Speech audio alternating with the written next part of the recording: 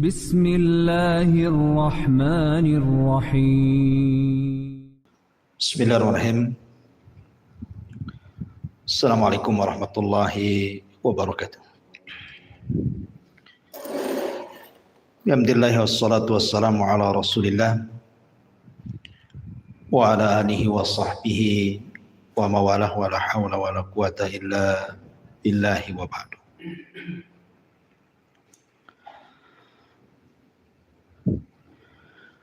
Alhamdulillah di siang hari ini kembali kita bisa duduk untuk berthalabul ilmi, dan siang hari ini masih melanjutkan kitab Tauhid, di mana kita masuk pada bab ke-42, tidak rela bersumpah dengan nama Allah Subhanahu wa ta'ala. Bab ini menjelaskan kepada kita tentang keagungan tauhid, di mana orang yang tidak rela dengan sumpah Allah Subhanahu wa ta'ala berarti dia mengurangi kesempurnaan tauhid kepada Allah Subhanahu wa ta'ala.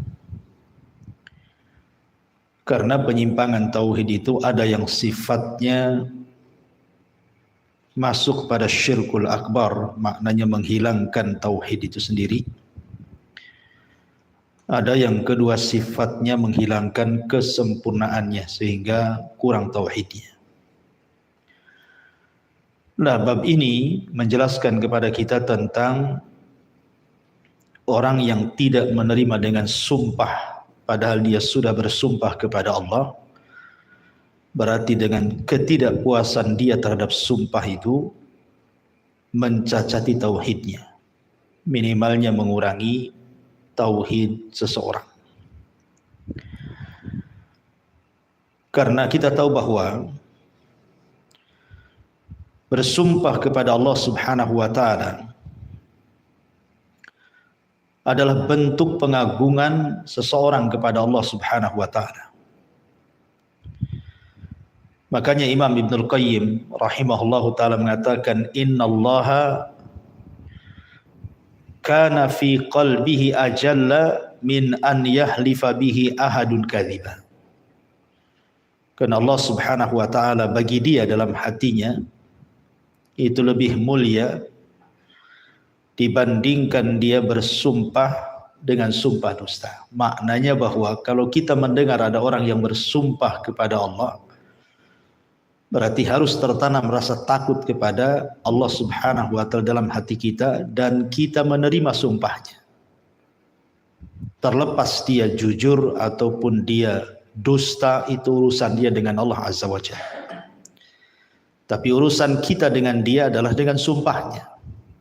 Karena dia sudah berani bersumpah atas nama Allah, berarti kita harus menerima sumpahnya. Walaupun nanti ada rincian yang disebutkan oleh para ulama kapan seseorang diterima sumpahnya, kapan seseorang ditolak sumpahnya. Taib. Ma'asyiral muslimat yang dimuliakan Allah Subhanahu wa ta'ala, kita tahu bahwa Allah Subhanahu wa ta'ala berbeda dengan makhluknya. Di mana Allah Subhanahu wa ta'ala ketika bersumpah dengan makhluknya, seperti Allah mengatakan wasyamsi wa duhaha, demi matahari, la uqsimu bihadzal balad, bersumpah dengan negeri Mekah, wal laili idza yaghsha, demi malam, dan sumpah-sumpah Allah lainnya dalam Al-Quran. Maka ketika Allah Subhanahu wa ta'ala bersumpah dengan makhluknya, maka kita tidak perlu mengomentarinya, karena itu semua adalah perbuatan Allah dan kita tidak dituntut bertanya akan perbuatan Allah. Sebagaimana Allah Subhanahu wa ta'ala berfirman, la yus'al amma yaf'al la tus'al amman yaf'al wa hum yus'alun. Jangan ditanya tentang perbuatan Allah, tetapi Allah lah yang bertanya tentang perbuatan mereka. Yang kedua, ketika Allah Subhanahu wa taala bersumpah dengan makhluknya, itu dalil tentang kemuliaan makhluk yang dijadikan sumpahnya. Tetapi kalau makhluk yang bersumpah kepada selain Allah, maka ini ada dua hukum. Asalnya bersumpah kepada selain Allah itu syirik kecil. Karena biasanya orang yang bersumpah kepada selain Allah itu tidak ada dalam hatinya lebih mengagungkan sumpahnya dibandingkan Allah Azza wa Jalla.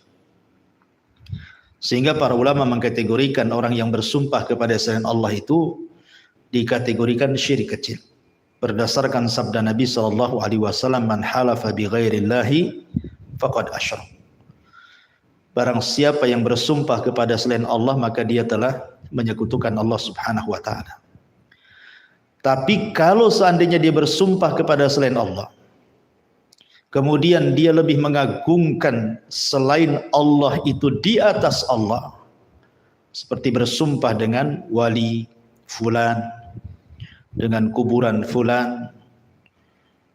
Kalau seandainya yang disumpahi selain Allah itu dalam hatinya lebih agung, lebih besar dibandingkan Allah, ini tidak syak lagi, tidak diragukan lagi, terjerumus pada syirik besar, keluar dari Islam.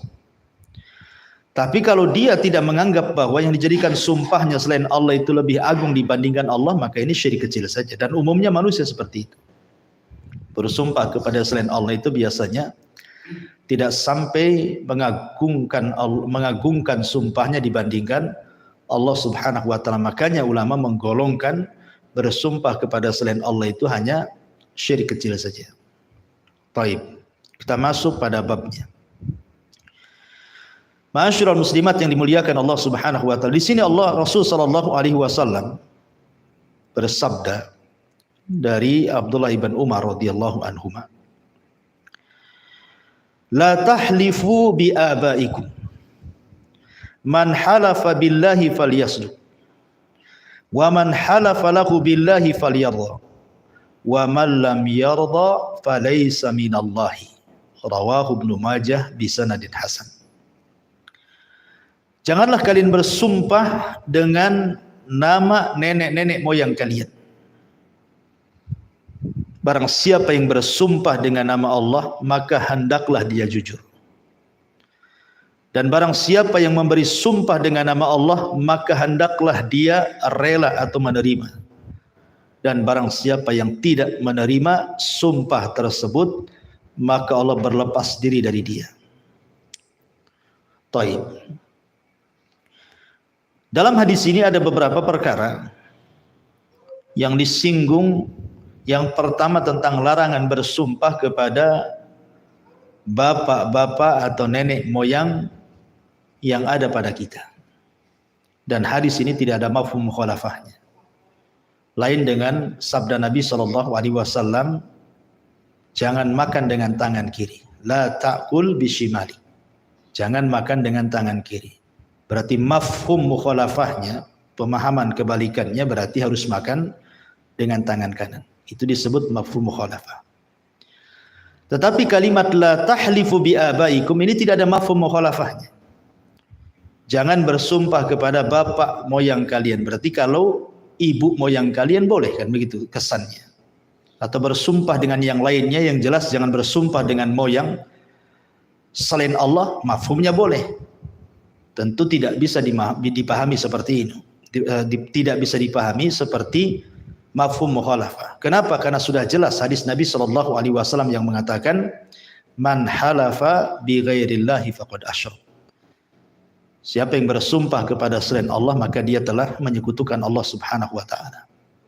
Artinya tidak boleh bersumpah kecuali atas nama Allah. Ini Rasul hendak mencontohkan satu perkara yang tidak boleh diucapkan dalam sumpah dan tidak bisa diambil mafhum mukhalafahnya. Kemudian Nabi SAW mengatakan, barang siapa yang bersumpah kepada Allah falyasduq. Barang siapa yang bersumpah menyebut nama Allah, maka hendaklah dia bersumpah karena sebuah kejujuran. Karena banyak di masyarakat, Bu, bersumpah itu bukan untuk menguatkan sebuah kejujuran, tetapi kebanyakan di masyarakat itu justru bersumpah untuk menguatkan kedustaan. Makanya saking banyaknya orang yang bersumpah demi menguatkan kedustaan, makanya hukumannya berat. Sebagaimana Nabi SAW bersabda, "Thalathun la yukallimuhumullahu yaumal qiyamah wa la yuzakkihim wa lahum adzabun alim." Ada 3 orang, kata Rasul, tidak akan diajak bicara oleh Allah pada hari kiamat, bahkan tidak akan dibersihkan pada hari kiamat, bahkan disediakan azab yang pedih pada hari kiamat. Salah satunya Rasul mengatakan, al-munafiq sil'atahu bihalifil kadhib. Orang yang ingin melariskan dagangannya dengan bersumpah-sumpah dusta.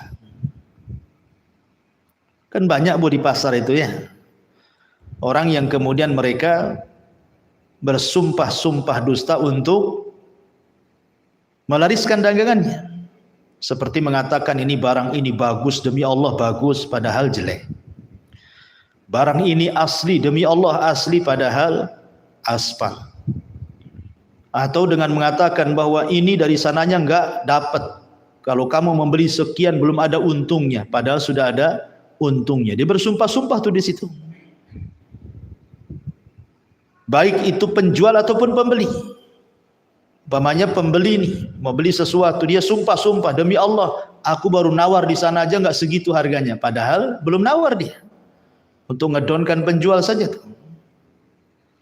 Jadi banyak tuh praktek-praktek sumpah di masyarakat, yang sumpah itu bukan untuk sebuah kejujuran tapi sebuah kedustaan, persis seperti iblis. Ketika dia datang menemui Adam dan Allah katakan wa qasamahuma inni lakuma laminan nasihin. Iblis bersumpah.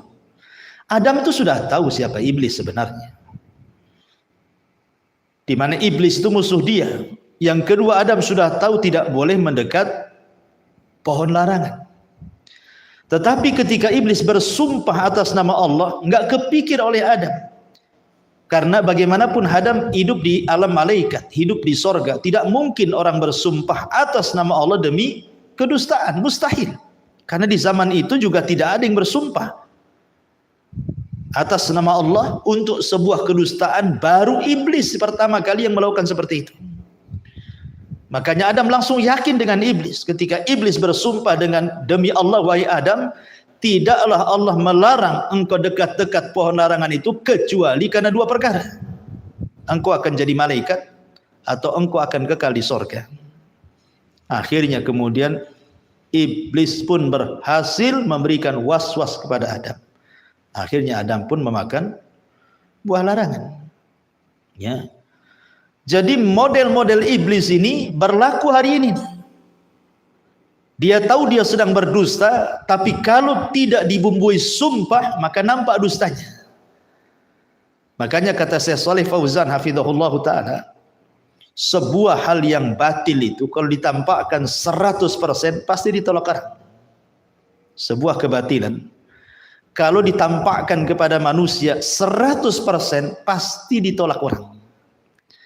Tapi kebatilan itu kalau dicampur adukan dengan kebenaran pasti diterima orang. Karena orang nyangka itu hak padahal batil, nampak baik padahal buruk. Ketika berdusta itu sebuah keburukan, sumpah itu sebuah keagungan, dicampur adukanlah antara keagungan dan kedustaan. Sehingga banyak orang yang yakin bahwa dia tidak sedang berdusta. Masa berdusta pakai sumpah? Akhirnya kemudian banyak orang yang kemudian tertarik dengan dustanya karena tertutup dengan sumpahnya. Makanya demikian kejinya sumpah untuk sebuah kedustaan sampai Rasulullah SAW mengatakan orang ini tidak akan diajak bicara, tidak akan disucikan, bahkan disediakan azab yang pedih ketika seorang pedagang untuk melariskan dagangannya dia bersumpah-sumpah untuk sebuah kedustaan. Nauzubillah. Lah di sini Nabi SAW mengatakan kalau hendak bersumpah Man halafa billah, kalau hendak bersumpah kepada Allah, falyasduq, hendaklah jujur. Sebenarnya jujur tidak harus bersumpah, ya.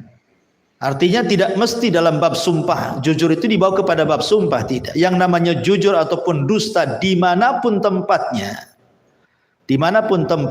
tidak mesti membawa sumpah.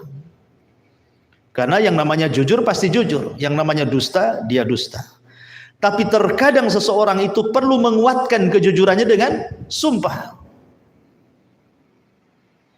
Tetapi sebagian ulama mengatakan kalau orang bersumpah kepada Allah untuk sebuah kedustaan, itu masih jauh lebih baik dibandingkan bersumpah untuk sebuah kejujuran tetapi bersumpah kepada selain Allah. Ini pula kemudian disebutkan oleh para ulama. Jadi kalau ibu bersumpah demi Lata dan Uzza, ibu jujur, ya, itu lebih jelek dibandingkan orang mengatakan demi Allah kemudian dia bersumpah untuk sebuah kedustaan. Kenapa?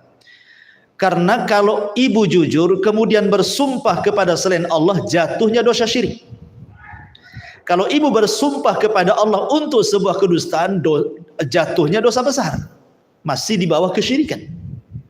Maka yang benar adalah bersumpahlah kepada Allah untuk sebuah kejujuran. Jadi tidak main-main juga dalam sumpah. Jangan sedikit-sedikit bersumpah, karena sebagian para ulama mengatakan bahwa orang yang sedikit-sedikit bersumpah haram hukumnya, tidak boleh.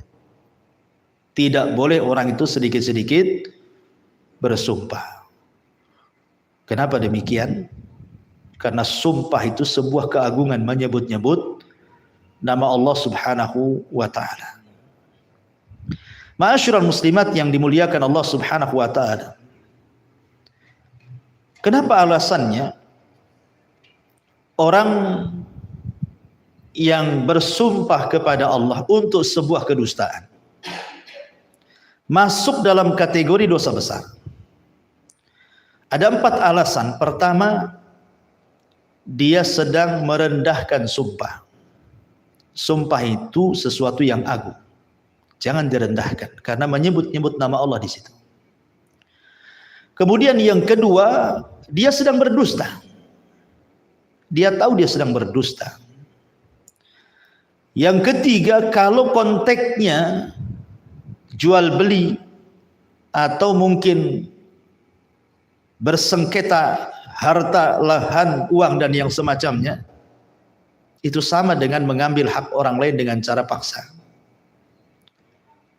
Kemudian yang ketiga, bahwa orang yang bersumpah untuk sebuah kedustaan, kata ulama, itu termasuk a'zamul aimani jurman, seberat-beratnya perbuatan dosa, karena seolah-olah melegalkan sebuah dusta dengan sebuah sumpah. Naudzubillah. Taib, ma'asyiral muslimin muslimat yang dimuliakan Allah Subhanahu wa taala. Di sini Rasul mengatakan man halafa billahi falyasduq. Barang siapa yang bersumpah dengan nama Allah, maka jujurlah.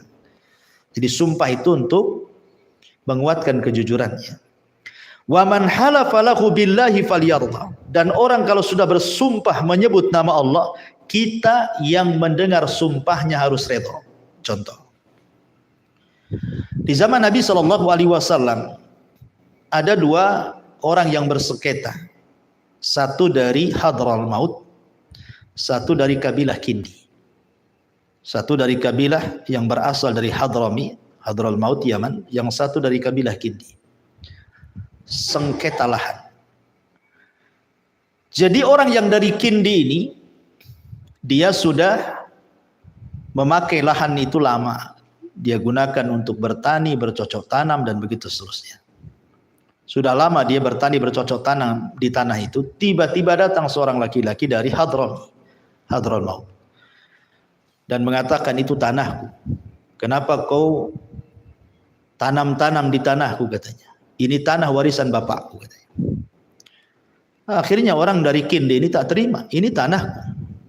Buktinya tanah ini di bawah kekuasaanku. Aku yang nanam di sini, aku yang bercocok tanam di sini. Ini bukan tanah. Menginjak tanahku aja nggak pernah kamu. Akhirnya kemudian sampailah perkara ini kepada Nabi SAW. Kemudian Hadrami ini, laki-laki dari Hadral Maut, ini mengatakan kepada Rasul, ya Rasulullah, orang ini sudah mengambil tanahku ini adalah warisan dari nenek moyangku. Kemudian Nabi SAW menatap orang yang dari Kindi, dia mengatakan, betul apa yang dituduhkan si Hadrami ini kepadamu? Maka orang yang dari Kindi mengatakan, demi Allah ya Rasulullah, ini tanah-tanah. Lihat, aku yang mengelola tanah ini. Bertahun-tahun aku bercocok tanam di sini, dan tanah ini ada pada tanganku. Gak mungkinlah milik dia kan itu. Akhirnya Rasul kemudian melirik orang dari Hadrami dan mengatakan, ada enggak kau bukti bahwa ini tanahmu? Mungkin surat sertifikat kah? Atau saksi? Atau apalah yang menjadikan bukti bahwa ini adalah tanahmu? Maka orang dari Hadrami mengatakan, tidak ada wahai Rasul, aku tidak punya bukti, tapi yakin ini tanah bapakku, katanya. Ini warisan bapakku. Akhirnya kata Nabi SAW, kalau engkau tidak punya bukti, siapkah kau bersumpah? Siap bersumpah bahwa itu tanah. Maka kemudian orang yang mengolahan dari Kindi ini mengatakan, ya Rasulullah, innahu fajir. Orang itu orang jahat. Dia mau bersumpah 100 kali pun dia mau, katanya. Enggak usahlah dibuat sumpah, dia orang jahat itu. Dia hendak mengambil tanahku saja. Tapi Rasul mengatakan, memang harus seperti itu. Begitulah hukum qadha. Hukum putusan dalam pengadilan. Akhirnya bersumpah. Kemudian kata Rasul, idzan falyahlib, kalau gitu kau bersumpah. Akhirnya seorang Hadrami bersumpah. Kemudian orang laki-laki ini kalah dalam persengketaan. Tapi di sini syahidnya Rasul hanya untuk meminta bersumpah kepada orang yang dari Hadrami ini tanpa menyebutkan kepada orang dari Kindi ini, kau harus redha dengan sumpahnya. Tidak. Ya, karena di sini orang ini tidak bawa bukti. Tetapi begitulah hukum pengadilan. Hukum pengadilan itu hanya melihat zahirnya.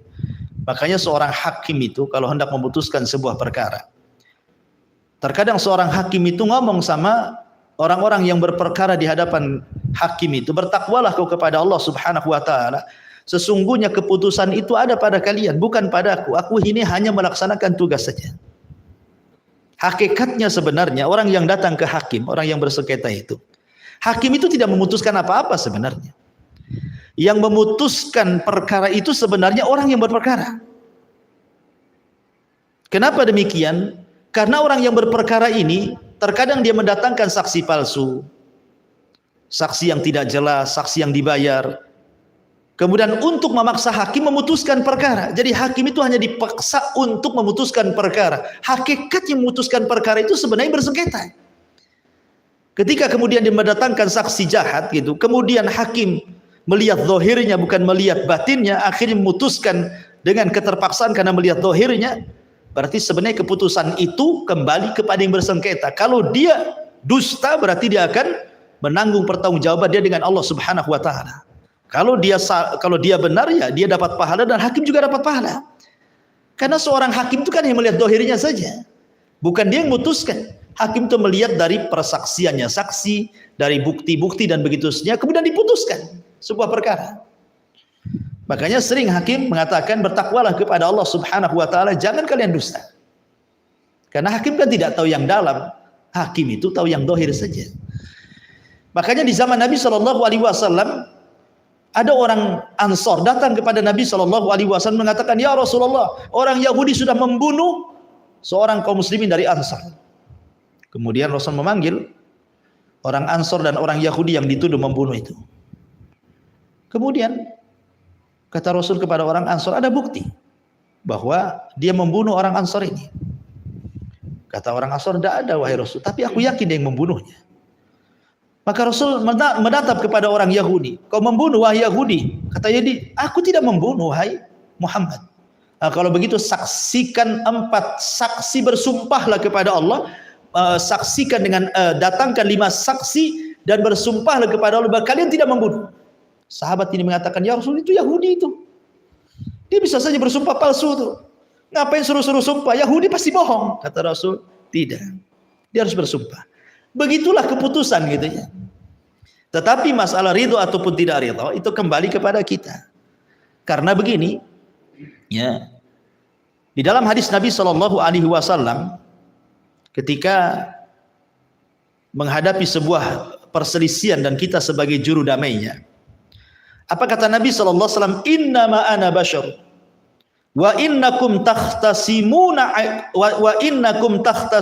ilayya wa la'alla ba'dukum an yakuna alhana bi hujjatihi min ba'din fa aqdiya lahu ala nahwi ma asma. Sesungguhnya saya adalah manusia, kata Rasul, manusia biasa, dan kamu memperdebatkan perkara kalian di hadapanku.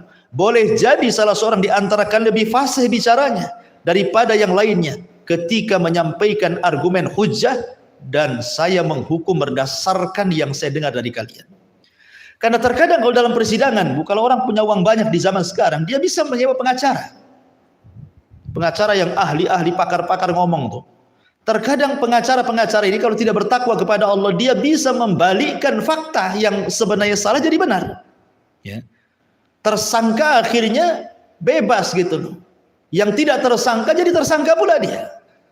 Tetapi Nabi SAW mengatakan, saya kan hanya melihat dohir apa yang kalian sengketakan saja. Tetapi Rasul dalam hadis yang lain, kalau seandainya kalian berdusta, maka tempat duduk kalian alal jamrah, silahkan tempat duduk kalian di neraka.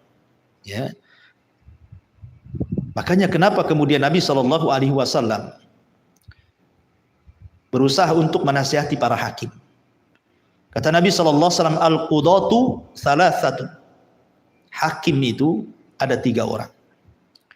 Wahidun fil jannati wathnani fin nari.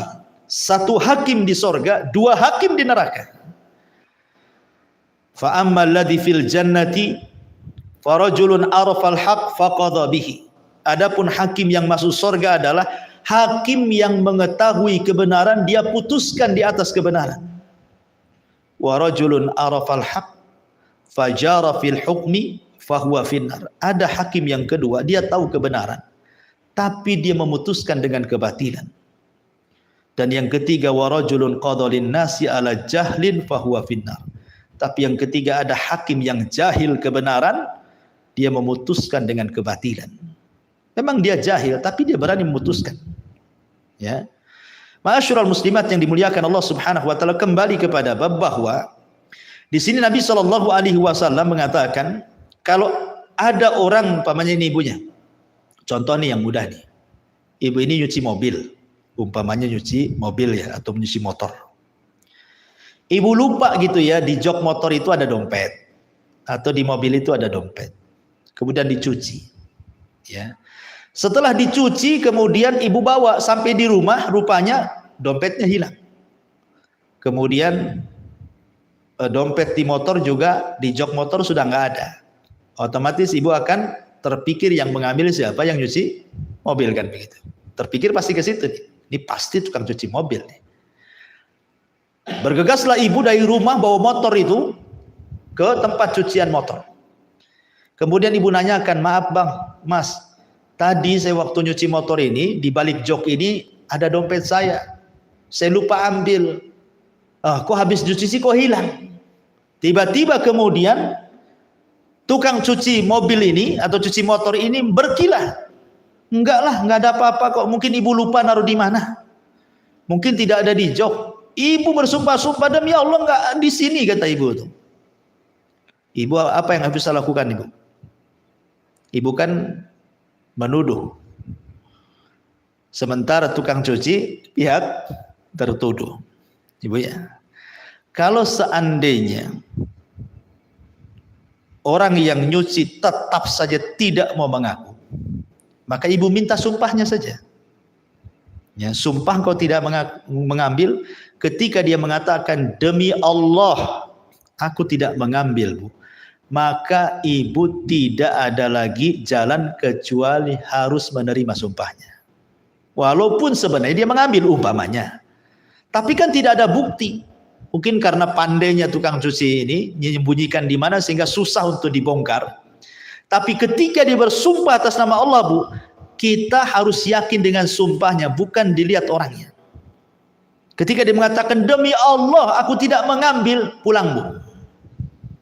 pulang. Sudahlah, ikhlaskan saja. Kecuali nanti kalau beberapa hari terbukti lagi, lain lagi. Ya, tapi ketika itu dia sudah bersumpah, sudah digeledah sana sini kok nggak ketemu, maka dengan mengambil sumpah itu ibu harus redho. Kenapa? Sebab kalau ibu tidak redho, dia sudah sumpah tuh, sumpah nama Allah, berarti akidah ibu bermasalah. Disinilah bab orang yang tidak puas dengan bersumpah atas nama Allah mengurangi nilai tauhid. Jadi kita berpegang kepada sumpahnya, bukan kepada orangnya. Karena dia sudah bersumpah atas nama Allah. Harus gimana lagi? Ya, kita terima. Kita terima dia bersumpah atas nama Allah, ya sudahlah. Yakin bahwa Anda tidak mengambilnya. Selesai. Ibu pulang. Ya. Karena ibu sudah berusaha mencari sana sini, cari sana, geledah sana, nggak ada gitu ya kan? Ya, ketika dia sudah bersumpah, selesai. Ya, itu mungkin bukan rezeki ibu. Ibu bisa beri lagi dompetnya, ya kan? Ma'asyiral muslimat yang dimuliakan Allah Subhanahu wa taala. Lah di sini muallif rahimahullahu taala menyebutkan hadis Nabi sallallahu alaihi wasallam, "Wa man halafa billahi falyasduq, wa man halafa lahu billahi falyardha." Barang siapa yang bersumpah atas nama Allah, hendaklah dia menerima sumpah tersebut dengan ridha dan rela. Sebab kalau tidak, apa hadis Nabi? Falaisa minallah, maka dia akan berlepas diri dari Allah. Artinya bisa terjerumus kepada dosa besar orang yang bersumpah atas nama Allah, ibu masih nggak percaya juga gitu kan. Ya, tetapi dalam hal ini Syekh Utsaimin rahimahullahu taala, membagi menjadi 5. Kapan ibu menerima sumpah orang? Kapan ibu tidak menerima sumpah orang? Yang pertama, kalau ibu yakin bahwa yang bersumpah itu jujur, nggak ada keraguan, yang bersumpah ini jujur, maka ibu harus menerima sumpahnya. Umpamanya kembali ke contoh tadi yang mudah ya, jangan buat contoh baru. Ini tukang cuci motor ibu itu nampaklah zahirnya tetangga ibu, kemudian juga dia suka sholat 5 waktu, suka puasa gitu Bu ya. Ibu nyuci motor di tempat dia. Dia sudah mengatakan nggak ada dompet. Demi Allah nggak ada dompet, saya tidak mengambilnya. Berarti ibu yakin dia itu orang benar dari zahirnya, maka terima sumpahnya. Yang kedua, kalau ibu sangkakan kuat, memang dia bukan tetangga, tapi ibu punya prasangka kuat, enggak mungkin tukang cuci kayak dia pakai jubah, pakai gamis, berjanggut, cingkrangan apa, enggak mungkin ngambil. Berarti kan ada prasangka. Ya, sangkaannya itu kuat bahwa dia tidak berdusta. Ketika dia bersumpah, terima sumpahnya. Ini yang kedua. Yang ketiga, kalau 50-50 Bu, enggak yakin. Tapi 50% nampaknya dia orang baik, 50% nampaknya dia orang jahat. Maka tetap harus diterima sumpahnya. Kemudian yang keempat, kalau ibu yakin dia seorang pendusta, kasus hilangnya dompet di jok motor itu bukan ibu saja, rupanya tetangga sebelah juga sama. Kalau nyuci di situ hilang, tetangga sebelah juga nyuci di situ. Memang masyhur itu suka kehilangan di situ. Memang dia pendusta tuh. Dan masyhur dia pendusta, semua orang bicarakan dia. Maka tidak perlu diambil sumpahnya. Ya, ibu boleh menggeledahnya, memaksa dia. Kalau perlu laporkan ke polisi gitu ya. Kemudian yang kelima, kalau disangkakan, kalau tadi kan yakin dia pendusta karena sudah masyhur. Kemudian disangkakan dia pendusta, mungkin dari penampilan yang nggak yakin. Ya, betato mamanya, kemudian wah, penampilan nggak yakin lah dia orang jujur tuh. Nampak kan dari mukanya gitu. Nampaknya narkoba nih orang ini nih, yang ngelem nampaknya nih. Jadi kalau nggak yakin bahwa dia orang jujur, abaikan sumpahnya. Berarti dari sini Syekh Utsaimin membagi kapan kita menerima sumpah atau tidak itu menjadi 5 bagian. Saya ulangi, yang pertama, kalau yakin dia jujur, terima sumpahnya. Kalau disangkakan kuat dia jujur, terima sumpahnya. Kalau ibu yakin dia pendusta, tolak sumpahnya. Kalau ibu sangkakan lebih banyak dustanya dibandingkan jujurnya, tolak sumpahnya. Kalau 50-50, terima sumpahnya. Berarti 3 diterima sumpah, 2 ditolak sumpahnya. Ini rincian para ulama, kapan kita menerima sumpah seseorang? Dan ini melebar ke masalah apa saja, entah sengketa lahan, ya, ibu bersengketa soal lahan, entah soal hutang piutang, ibu dituduh mamanya nih, ibu ini baru kehilangan ahli waris, mamanya orang tua meninggalkan waris. Tiba-tiba datang orang ngaku-ngaku, bapakmu lu punya utang lo sama saya. Kan banyak tuh di masyarakat kayak gitu ya. Tiba-tiba ada orang ngaku, dulu bapakmu utang sama saya. Masalahnya dia datang tak ada bukti. Kalau seandainya dia berani bersumpah Bu, di hadapan hakim, akhirnya didatangkan hakim. Kemudian ibu mengatakan, tidaklah, ayah saya sepengetahuan saya selama hidup tidak pernah berutang sama orang. Ya. Tiba-tiba yang satu mengatakan, ya kamu kan tidak tahu ayah mengutang sama saya. Lupa saya buktinya, hilang atau gimana, nggak ada bukti intinya. Maka sang hakim minta sumpahnya, betul kamu mengambil orang yang meninggal itu ada hutang di kamu. Kalau dia berani bersumpah atas nama Allah Bu, ibu harus bayar tuh. Bukan karena jujur atau dustanya, tapi karena dia berani bersumpah atas nama Allah. Tapi kembali kepada 5 perkara yang disebutkan Syekh Utsaimin. Nengok, kalau ibu yakin dia jujur, ambil sumpahnya, bayar utangnya. Atau disangkakan kuat dia jujur, nampaklah nggak mungkin lah ini yang ngomong Ustadz Abu Mairo pula ini kan. Memang ada buktinya.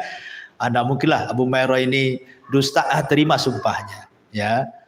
Atau ibu nampak mungkin betato nggak jelas ini, hari-hari mabuk di jalan, tiba-tiba ngaku pula ayah saya punya utang sama dia, yakin ini pendusta, jangan diterima sumpahnya, abaikan, ya. Atau yakin ini ada sangkaan, enggak mungkin, saya nggak pernah kenal sama orang ini, kok tahu-tahu datang, zaman bapak saya masih hidup aja enggak nampak orang ini, saya nggak kenal, kok tiba ibu sangkakan ini nggak benar nih, abaikan sumpahnya. Tapi kalau 50-50, iya ke tidak, bayar supaya selamat utang-utang ayahnya. Jadi nanti ini perkara ini akan menyangkut kepada bab-bab sumpah yang lainnya.